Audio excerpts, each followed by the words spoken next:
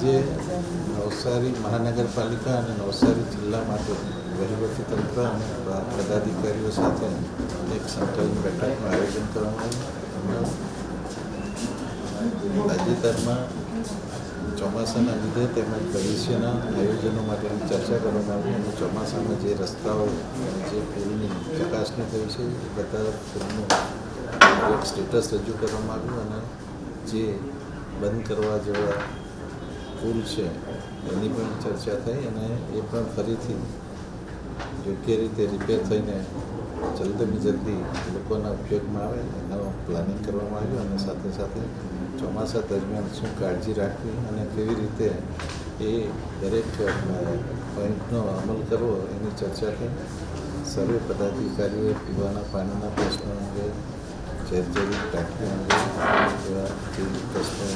અગત્યના છે એની ચર્ચા કરી અને એના સમાધાન કરવામાં ચોક્કસ કરવામાં આવશે.